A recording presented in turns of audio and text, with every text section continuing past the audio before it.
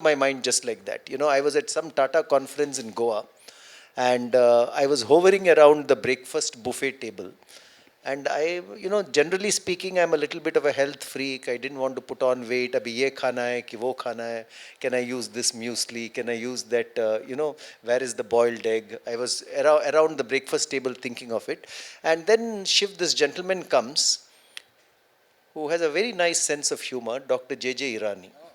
So Dr. J.J. Irani was the vice chairman of Tata Steel. He was the chairman of the Tata Business Excellence Group. He's a legend. And he comes and says, Harish, what are you doing? Why are you looking at all this? And I see his plate. His plate is piled with an omelette, with a few sausages, with some bacon, with some ham. And he says, the one lesson I have learnt in life is if I need to be very effective during the day, always have a very good breakfast to start the day. So that is what inspired this article actually. Dr. J.J. Irani's advice that if you want to be a very happy manager, eat a good lunch and eat a good breakfast.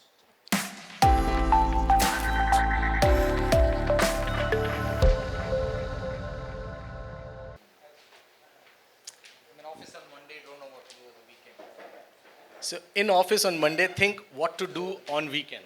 So while this the Monday starts, beating the Monday blues, think only about the weekends. And I'm not saying it. It's said by Harish, which takes you to the page 105. The title is 7 Habits of Very Happy Managers. Leave aside 7 Habits of Stephen Covey. Here comes from Harish, 7 Habits of Yeah. Very Happy Managers. Yeah. So, so I was, all of us have read the Stephen Covey book. I mean, if you haven't, I'm not suggesting you do it, but all of us have at some time seen it or picked it up. It's a big bestseller worldwide. But Stephen Covey's 7 habits are really about becoming very productive, which is important. I'm not denying that. You have to be productive when you're working in an office. Uh, and thousands of people have said that, this book has changed their lives forever. So this is a very irreverent tribute to Stephen Covey, to tell you the truth. I have also liked that book, and I have used some of its habits, like do first things first, and all that. But Stephen Covey tells you how to be very effective. I actually talk about how to be very happy. So, one thing I always have in mind to be very happy in an office environment, the first thing, Shiv, I've realized is eat a good breakfast and eat a good lunch. And I'll tell you where this lesson came. It didn't drop into my mind just like that. I was at some Tata conference in Goa, and I was hovering around the breakfast buffet table.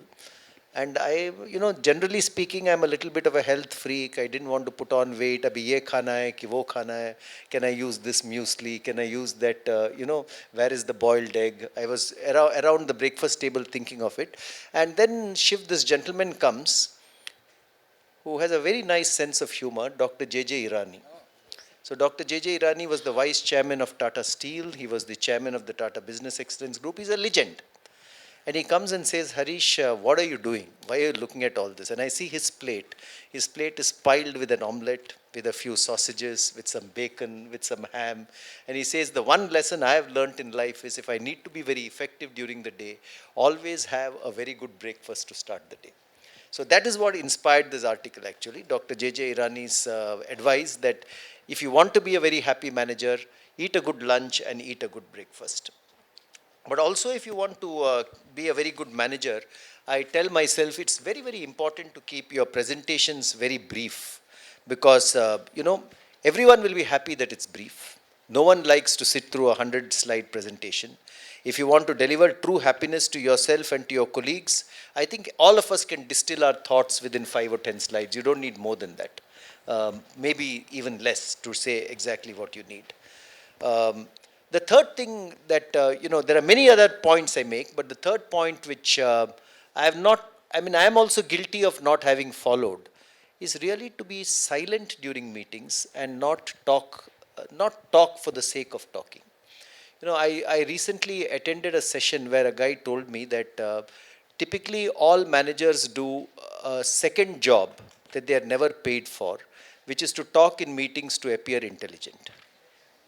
No, and the office doesn't pay you for that. You do it because you want to appear intelligent by saying something, and you're hoping you'll score brownie points with your boss or with someone else in that meeting. So my advice is, if you want to be very happy, then it's good to be silent during the meeting and only talk when you have something relevant and something useful to say. And then you say something relevant or useful, which is very important.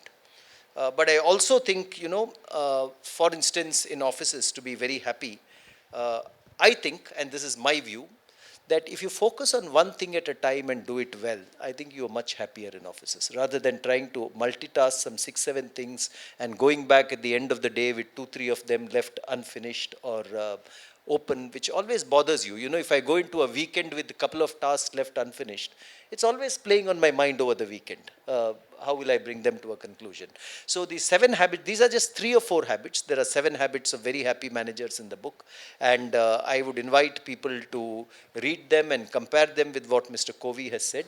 I think both are important, the I think you effectiveness missed and the one, happiness. which is so amazing. What is that? Healthy gossip.